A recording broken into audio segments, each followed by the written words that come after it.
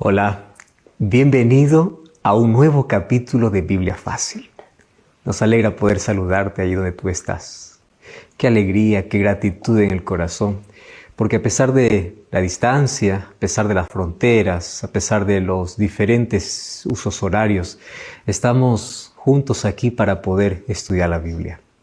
No existe nada más lindo en esta vida para poder separar ese tiempo exclusivo tiene que ver con nuestra salvación. Nuestro tiempo, todos tenemos el mismo tiempo y cada uno decide cómo usarlo y cada quien lo usa de diferentes maneras. Pero qué felices son aquellos que dedican en el tiempo que tienen para poder interesarse en su salvación. Interesarse en el estudio de la palabra de Dios. Y ese interés es producido por el Espíritu Santo. Me alegra mucho cuando puedo encontrar a personas que dicen, tengo ese interés de poder conocer más. ¿Más de quién? Más de Jesús, más de la Biblia.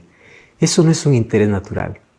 Es el interés que el Espíritu Santo coloca en nuestro corazón. Es la evidencia de la obra maravillosa del Espíritu, llamándonos siempre para un mayor conocimiento y un mejor relacionamiento con Jesús.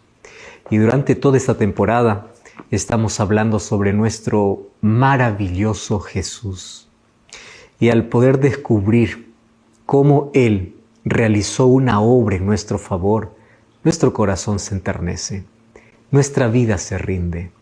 Y yo agradezco a Dios por las lindas decisiones, por las lindas historias de personas que escuchan con tanta sensibilidad aquellas palabras sencillas, simples. Sin embargo, el Espíritu Santo trabaja en su corazón y finalmente permiten que Dios pueda trabajar en su vida. Y hoy hay tantas decisiones de personas entregándose a Cristo. Felicitaciones a ti por formar parte de este grupo. No es casualidad que estés viendo este programa. Dios tiene un propósito para tu vida y allí donde tú estás, Dios quiere abrazarte. Dios te ama mucho y nunca lo olvides. Y estamos listos aquí, ya llegando a la parte final de esta temporada. Y nuestro tema de hoy hablará sobre cómo fue aquel último día, o por lo menos los dos últimos días, antes de que Jesús pueda ir a la cruz. Lo que sucedió aquel día jueves de noche, aquel día viernes, hasta el momento que fue crucificado. ¿Por qué murió Jesús? A Él no lo mataron, Él se entregó para morir. Su misión de plan o el plan de redención se completó y fue gloriosa allí en la cruz, mas allí no terminó, porque Él resucitó y hoy Él es nuestro intercesor, Él es nuestro mediador, Él es nuestro Salvador. Nosotros no solamente miramos al Calvario, lo que Jesús realizó, mas también miramos lo que Jesús hoy hace en nuestro favor.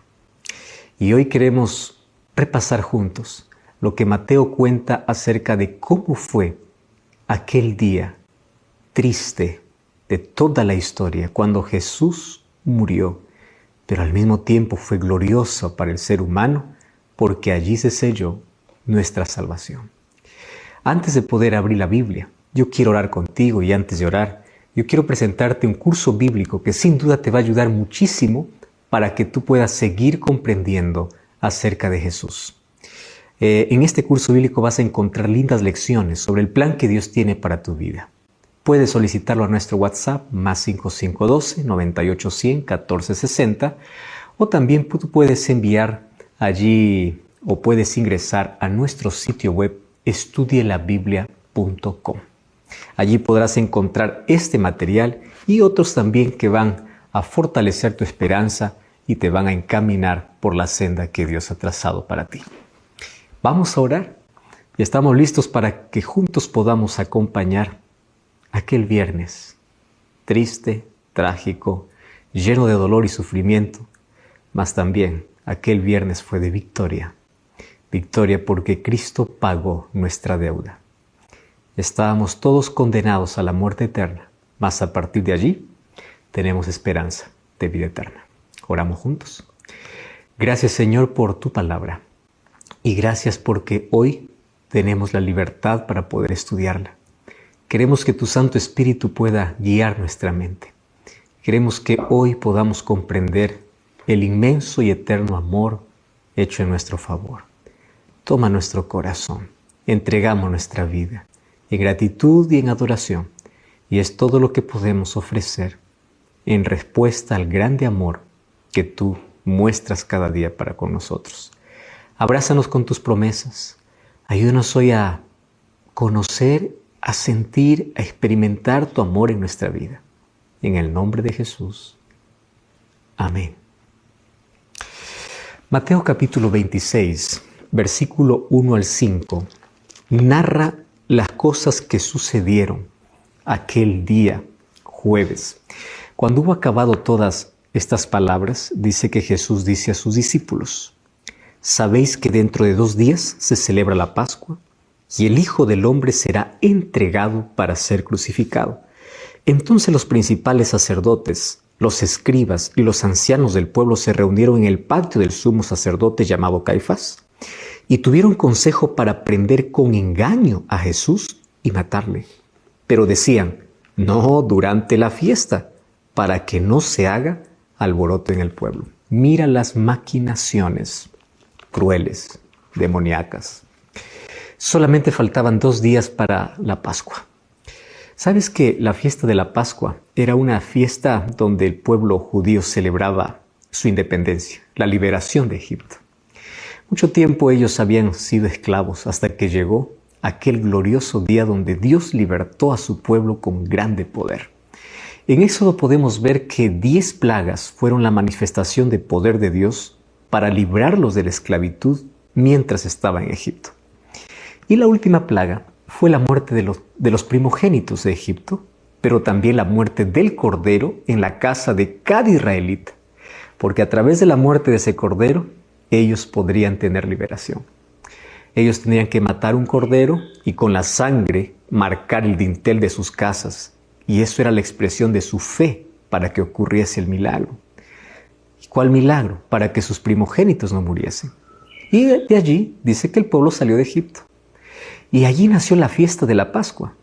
La muerte del Cordero se transformó en un símbolo de la muerte de Jesús. Ahora, por su muerte, todos podrían vivir.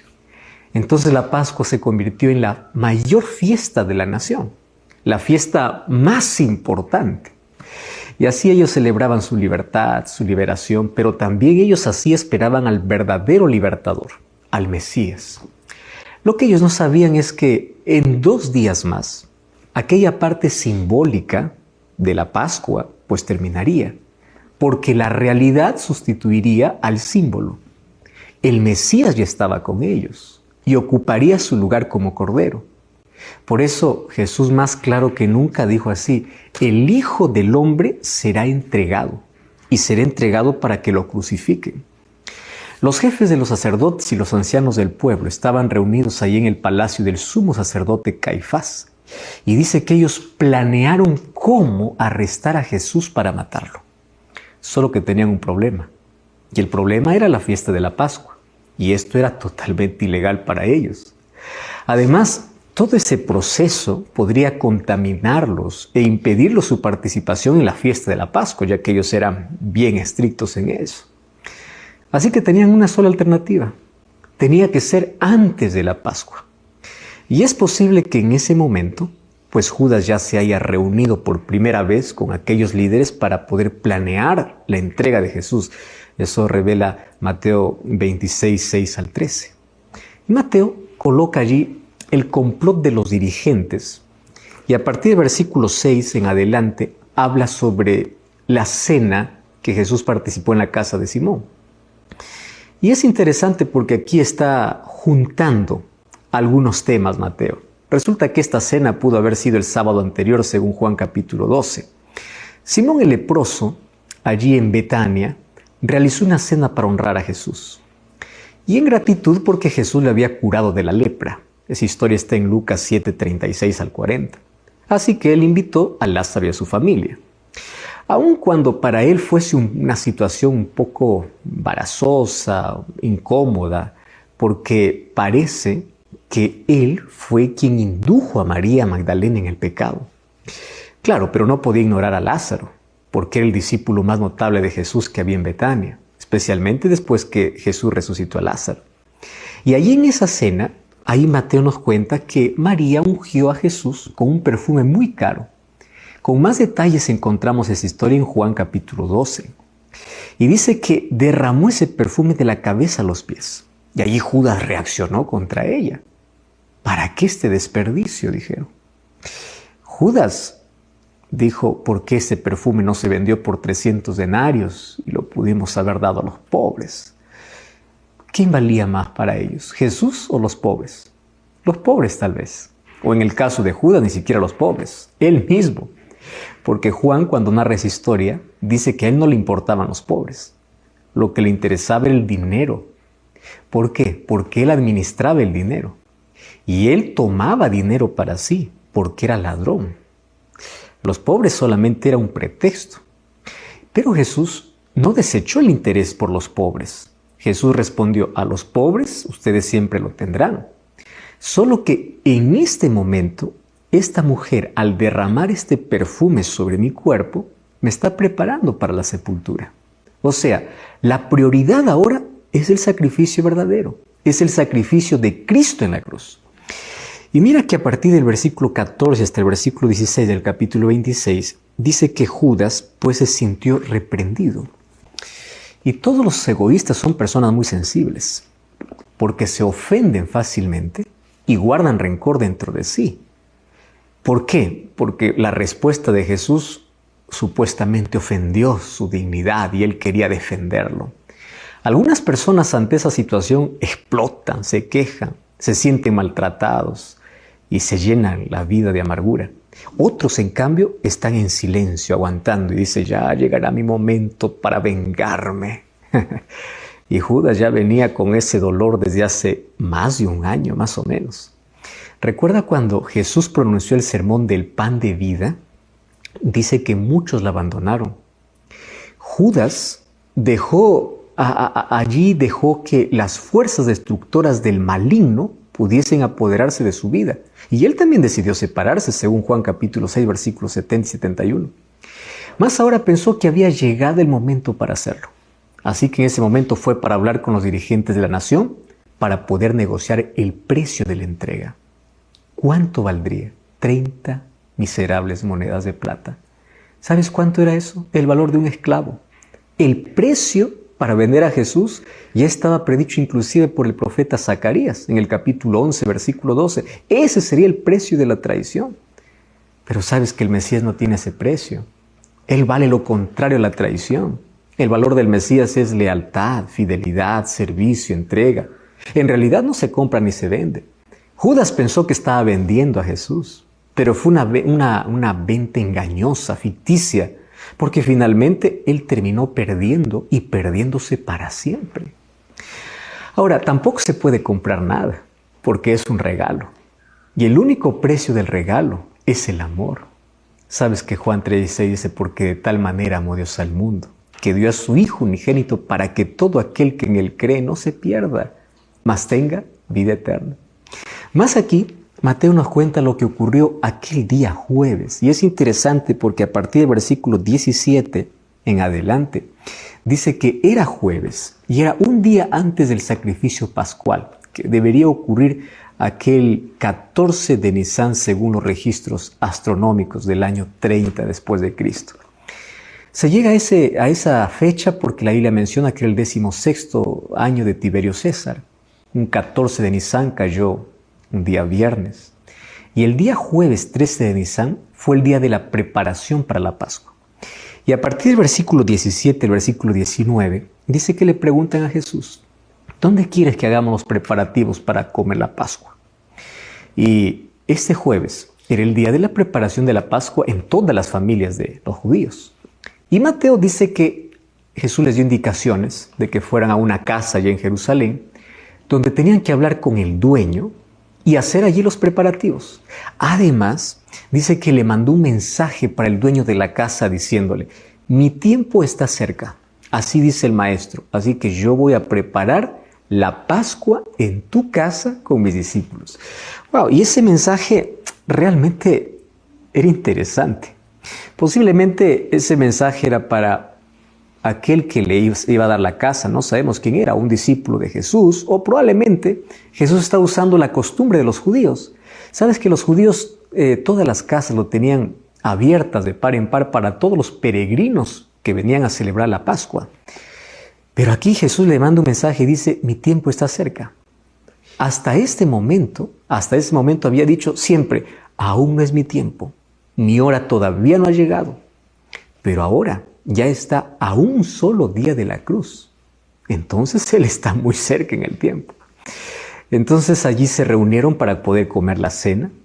Dice que Jesús, sentándose en la mesa, dirige la conversación hacia dos asuntos importantes. Primera, en la cena identifica al traidor. Y número 2, explica el significado de su misión. Mateo 26, a partir del versículo 20 al versículo 25, Jesús dice: sepan pues bien que uno de ustedes me va a entregar. Uno me va a traicionar. Y todos se impresionaron. Claro, nadie culpó a nadie. Cada uno comenzó a preguntar: ¿soy yo, Señor? Preferían que Jesús identificara al traidor. Y lo hizo. Resulta que en los 4 evangelios mencionan 5 declaraciones de Jesús sobre la traición. Y está en diferentes evangelios. Por ejemplo, primero Jesús dice: no todos están limpios, en Juan capítulo 13, versículo 11. Eso dijo después de haber lavado los pies a sus discípulos. La segunda vez, Él dijo: el que come pan conmigo, Él levantó contra mí su calcañar. Y eso fue pronunciada cuando los discípulos volvieron a ocupar sus lugares en la mesa después de haber sido lavados los pies, según Juan capítulo 13, versículo 18. La tercera vez dijo: uno de vosotros me va a entregar, cada vez más directo.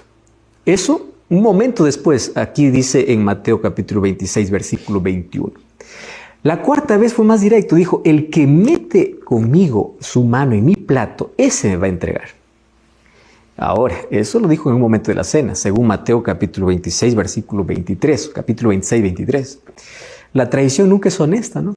Es siempre disimulador, es traicionera, es falsa. Por eso es que comía del mismo plato, inclusive. Ahora Jesús dice: el Hijo del Hombre va a la muerte, pero ay de aquel que lo traiciona. Y entonces pues ahí llega el turno de Judas. Y él dice: ¿acaso soy yo, maestro? Y ahí viene la quinta vez. Y Jesús le dice: tú lo has dicho. O sea, ya estaban al final de la cena cuando Jesús dice eso. Y estas palabras impulsaron a Judas hacia ya su planeada traición, porque ya estaba todo armado. Y él salió y abandonó a los discípulos y a Jesús. Y de ahí, cuando estaban comiendo la cena pascual, Jesús instituyó la Santa Cena o la Cena del Señor, con el objetivo de explicar a sus discípulos el significado de su misión en esta tierra y cuál sería el verdadero sentido de su muerte. En lugar de ofrecer la tradicional explicación sobre la Pascua, que siempre allí tenían como costumbre que el padre de familia debía explicar en ese instante de la cena por qué celebran la Pascua, Jesús explicó el significado de los símbolos de otra manera. Dice que tomó el pan sin levadura de la Pascua, lo dio a sus discípulos y les dice así: tomad y comed, porque esto representa mi cuerpo. O sea, no lo pueden comer literalmente, porque comida literal tampoco es solamente un símbolo. Eso está diciendo: esto pueden comer espiritualmente. ¿Qué está diciendo Jesús? Yo entregaré mi cuerpo en la cruz, para que cuando esté quebrantado y ustedes acepten por fe mi sacrificio, ustedes tengan vida y la tengan para siempre.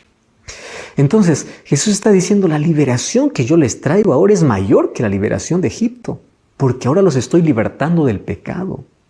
Entonces, la Pascua, a partir de allí, se convierte en un símbolo que anunciaba la muerte de Jesús hasta el futuro. Por eso es que la Santa Cena, como una nueva Pascua, es un recuerdo de la muerte de Cristo que ya está realizado y la promesa de su retorno para vida eterna. Y a partir del versículo 26 hasta el versículo 30 dice que después Jesús tomó la copa con vino sin fermentar y les dijo: beban, esta es mi sangre del nuevo pacto, derramada por muchos para perdón de los pecados. Es claro que no se está hablando de sangre literal, lo dijo en un sentido espiritual, porque solamente pueden beberla si tienen fe. Sin fe, los que beben es apenas un jugo de la vid, nada más. Vida no reciben. Pero si aquel que bebe ese símbolo cree que cuando bebe el vino del nuevo pacto, ese vino se vuelve simbólico en la sangre de Jesús. O sea, deja de ser un simple vino y llega a ser un símbolo. No te estoy diciendo que el vino se transforme en sangre. No te estoy diciendo que se transforma. Estoy diciendo que se convierte en símbolo de la sangre de Jesús. Entonces, por la fe, reciben la realidad simbolizada por el vino. ¿Qué cosa es? La vida. Y esa realidad tampoco es sangre literal. Jesús dice, no vayan a pensar ustedes que van a recibir la sangre de mi cuerpo, sino que recibirán la vida que mi cuerpo y mi sangre comprarán para ustedes. Ese símbolo tendrá valor todos los días que ustedes lo practiquen, hasta que otra vez vivamos juntos en el reino de mi Padre. Y allí Mateo dice que después de cantar el himno, salieron para el monte de los olivos. Ahora es interesante, a partir del versículo 31 hasta el versículo 46 habla sobre otra escena. Jesús allí en el camino dio muchas instrucciones. Claro que Mateo solamente cuenta que allí en el camino anunció que todos se iban a escandalizar. Ahí aparece Pedro diciendo, no me escandalizaré. Y le dice, Pedro, tú me negarás 3 veces. Pero Juan registra el contenido de la enseñanza. Muchos lo llaman a esto el discurso de despedida que está en Juan capítulo 13, versículo 31 hasta el capítulo 17, versículo 26. Y luego Mateo agrega la experiencia del Getsemaní, con el cual concluye todas sus enseñanzas en Judea. Y allí Mateo capítulo 26, versículo 36 al 46, dice que se detienen allá en el jardín del Getsemaní que está al pie del monte de los olivos. La tradición dice que le pertenecía ese terreno a María, la madre de Juan Marcos, lo mismo que el aposento alto en el cual celebraban la Santa Cena.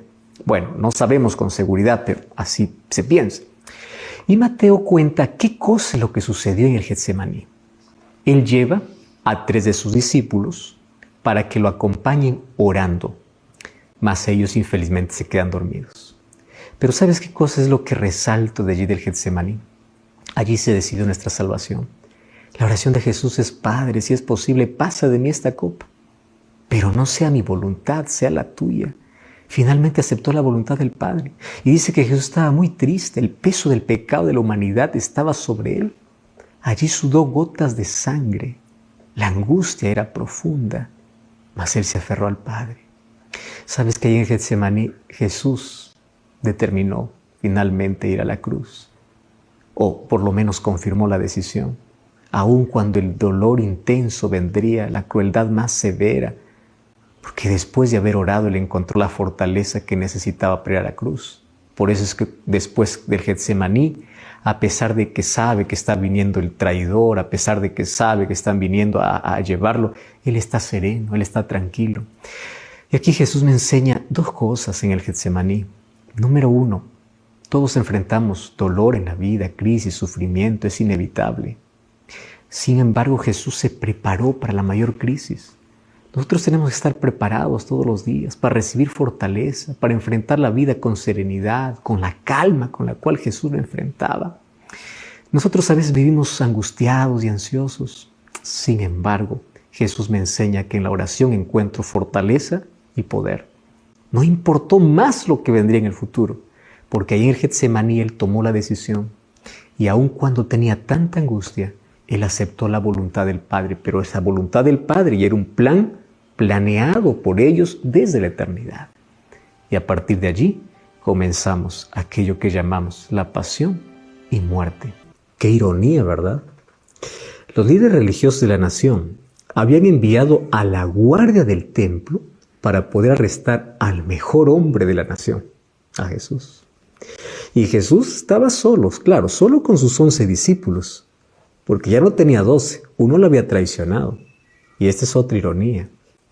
Judas había convenido con los guardias del templo que para poder identificar a Jesús, él lo haría con un beso. La pregunta es, ¿acaso necesitaban que alguien les dijera quién era Jesús? ¿Acaso no lo habían visto en el templo en esa misma semana? Y qué irónico, un beso.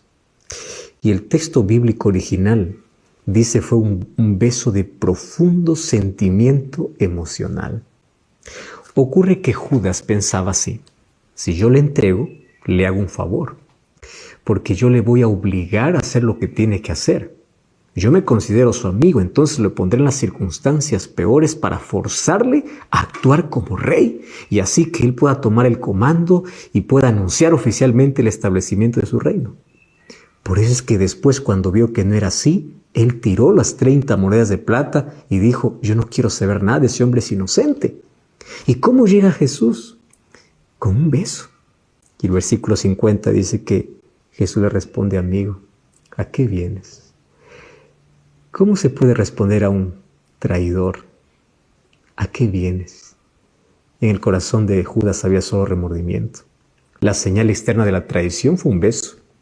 Pero el beso no solo identificó a Jesús, sino también reveló la verdadera identidad de Judas. Era un traidor. Y sabes que la señal interna de ese traidor era su remordimiento. Ese remordimiento fue tan fuerte en Judas que el capítulo 27, ahí el texto dice que él fue y se ahorcó. Y a partir del capítulo 27, versículo 11 hasta el versículo 13, dice que de allí lo llevaron a Pilato, para que pudiese allí Pilato determinar la muerte de Jesús. Era un amanecer del día de la Pascua, hace 2000 años. Pilato despertó bruscamente, se vistió de prisa y se abrió paso allí entre el sillón de juez, porque estaba en plena época pascual y los dirigentes hebreos, ellos no entraban a la casa de un gentil para no contaminarse. Probablemente estaba irritado, porque Pilato habría tenido que aprender a convivir con los judíos. Probablemente hizo llevar allí el sillón de gobernador hasta la puerta. Allí vio a los dirigentes judíos que siempre ocasionaban problemas y una enorme multitud. Además, entre ellos vio a un prisionero.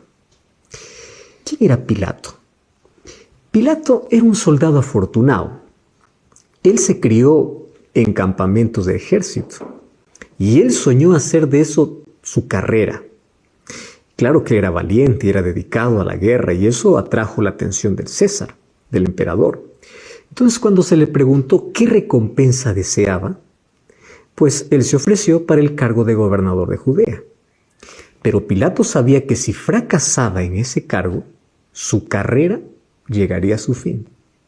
Si lograba tener éxito en mantener la paz en esa provincia difícil, porque era muy complicado gobernar allí, eso significaba que le esperaba un puesto más alto. Y eso era el sueño de toda su vida. Vamos a analizar un poquito su trasfondo para entender por qué actuó como actuó. Y aquel viernes de mañana estaba allí como representante del emperador. Los soldados estaban listos para cumplir las decisiones que él tome. Solo que ahora se encontró con un prisionero de quien siempre había escuchado hablar. Toda Judea sabía quién era Jesús. Los ciegos que veían, los sordos que escuchaban, los muertos que resucitaban, los enfermos que eran sanados, todos hablaban de Jesús. Y al principio, obviamente que sintió miedo de actuar para no provocar una revolución contra Roma, pero ahora estaba cara a cara con Jesús. Todos estaban furiosos porque los acusadores buscaban pretextos inútiles para destruir a Jesús. Juan capítulo 18, versículo 29, habla sobre esa situación. Solo que Pilato, pues, al escucharlos, no creía en las acusaciones. Lo que le impresionaba era Jesús, su autoridad, su apariencia. Y eso hizo que Pilato pueda llevar a Jesús a una habitación privada. Y ahí conversó sobre el reino de verdad. Y Pilato quedó más impresionado. Solo que Cristo le hizo una pregunta. Pilato, ¿tú por qué preguntas? ¿Porque realmente tienes un deseo sincero de saber? ¿O alguien puso en tu mente sobre mi obra y mi reino? Estaba hablando lo que el Espíritu Santo estaba impresionando a Pilato. Pero el orgullo de Pilato fue herido. ¿Cómo puedes esperar que yo crea? ¿Acaso tú no sabes que yo puedo destruirte o soltarte? Le dice arrogantemente Pilato. Y Jesús le dice, no, tú no puedes hacer nada, porque todo lo que tienes es dado por el de arriba.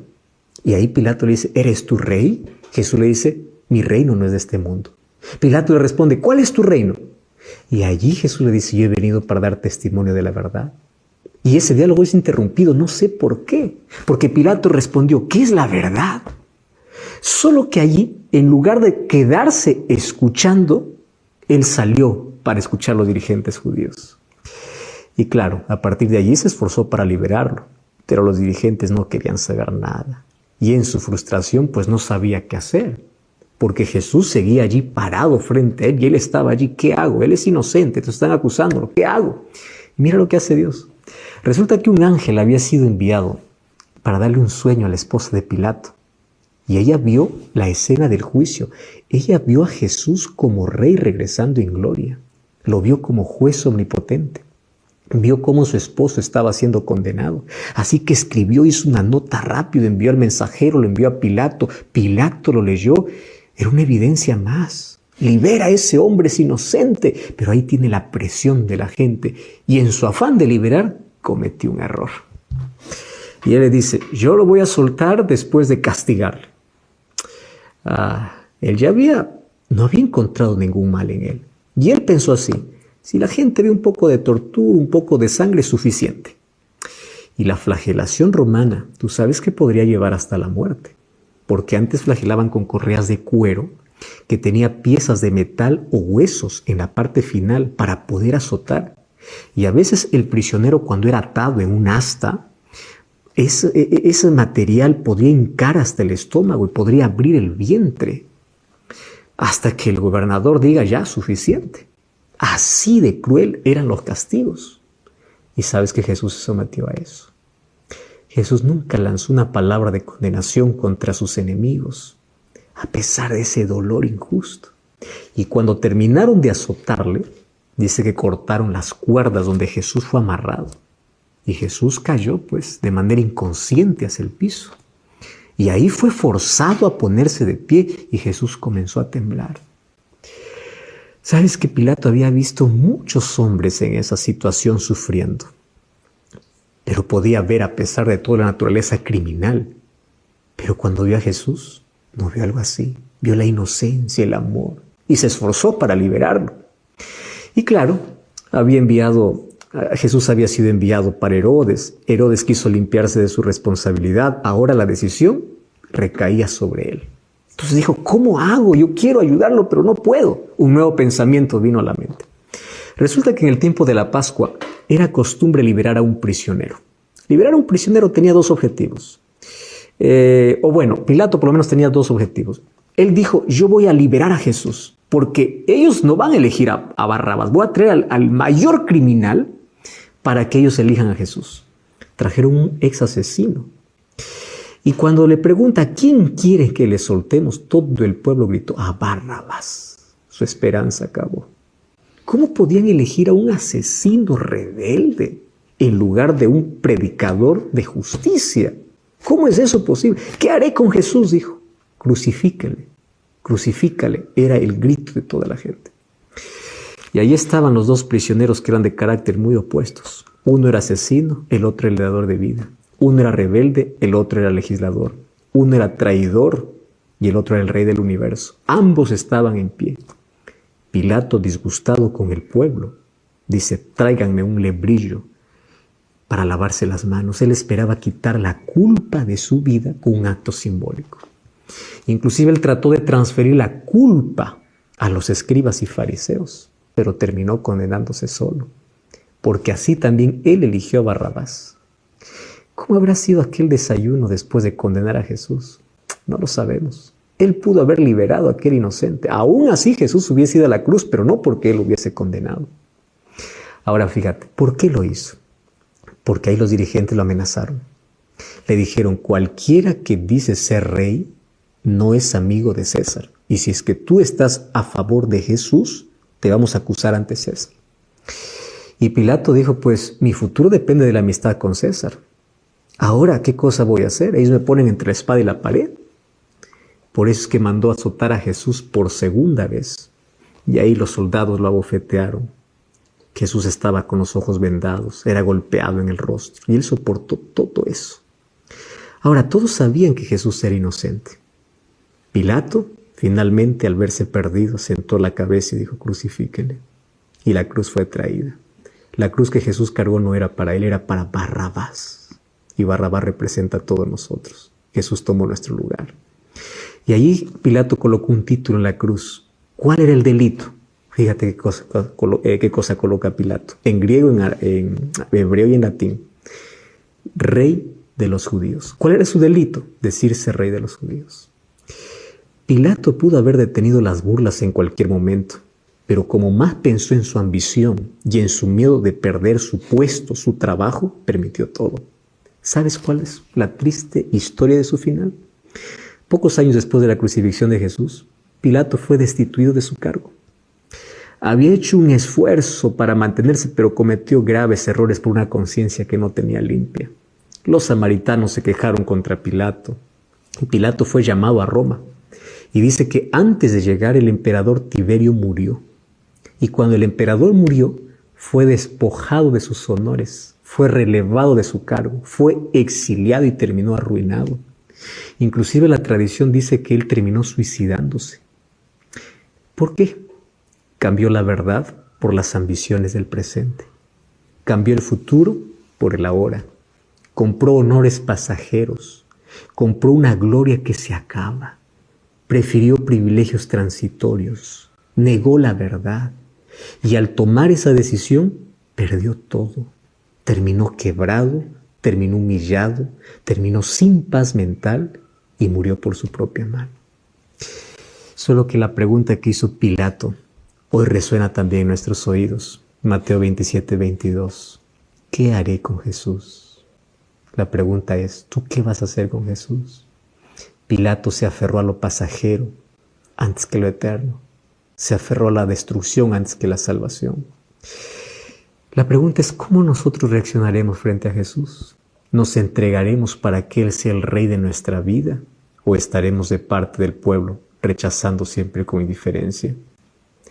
Solo que hay un problema. Cuando los seres humanos rechazamos a Jesús, terminamos destruyéndonos nosotros solos. ¿Y sabes por qué? Porque al rechazar a Jesús rechazamos la vida. Y la misma pregunta es para nosotros. ¿Qué harás con Jesús? ¿Lo harás el Rey de tu vida o lo rechazarás? ¿Sabes qué es triste ver la manera como los evangelios narran aquel momento trágico, aquel momento cruel de humillación, de injusticia, de dolor que hicieron con Jesús? Dos cosas aquí yo quiero resaltar de esta parte que hemos conversado ahora. Cuando Jesús fue al Getsemaní, Él aceptó la voluntad de poder entregarse por sí mismo allá en la cruz. Y lo hizo por amor. A partir de allí, todo lo que se cometió con Jesús fue totalmente injusto. Jesús terminó solo. Los discípulos huyeron. Pedro le negó. Jesús fue arrastrado, Jesús fue humillado, Jesús fue azotado, colocaron una corona de espinas sobre él, se burlaron de él, fue sometido a juicios injustos y finalmente terminó con Pilato. Pilato tuvo tanta luz que él negó. Pilato conocía quién era Jesús. Y cuando estaba en ese momento de incertidumbre, su esposa le mandó una carta diciendo, por favor, ese hombre es inocente. Anoche el Señor me ha mostrado con un sueño, actúa. ¿Sabes que Dios va a hacer todo lo posible para salvarnos? ¿Sabes que Dios va a usar todos los medios para alertarnos, para tomar buenas decisiones?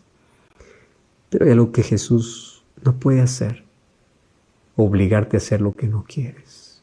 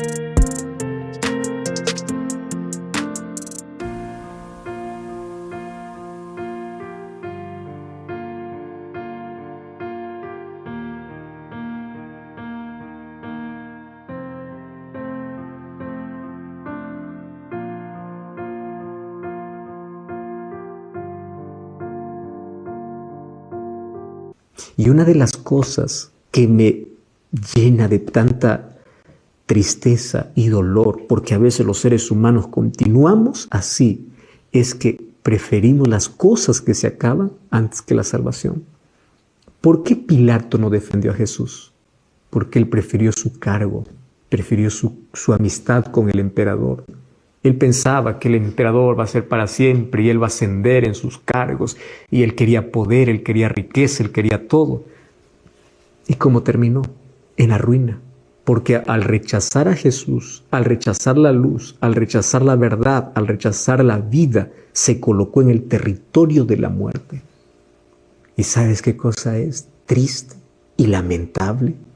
Que hoy los seres humanos continuamos con esa actitud. ¿Qué haré con Jesús?, dijo Pilato. Esa pregunta también queda para ti. ¿Qué harás con Jesús? ¿Lo aceptarás o lo rechazarás? ¿Le darás la espalda o le entregarás tu corazón? ¿Qué cosa es lo que prefieres? ¿Lo temporal o lo eternal? ¿Qué es lo más importante para tu vida? ¿Jesús o un cargo o una función o el dinero? ¿Por qué estás cambiando a Jesús? ¿Por algo que va a terminar? Querido, las cosas de esta vida acaban. Las cosas de esta vida terminan. Todo tiene fecha de vencimiento. Por eso el peor error de la vida es despreciar a Jesús. O a veces nos comportamos como la gente. Preferimos a Barrabás antes que a Cristo. Finalmente, Barrabás representa a toda la humanidad. Te representa a ti y a mí. Porque la cruz que fue hecha para Barrabás la cargó Jesús. Así también la condenación que era para nosotros la cargó Jesús. Jesús cargó una corona de espinas para que tú tengas una corona de gloria. Jesús fue desnudado para que tú seas vestido.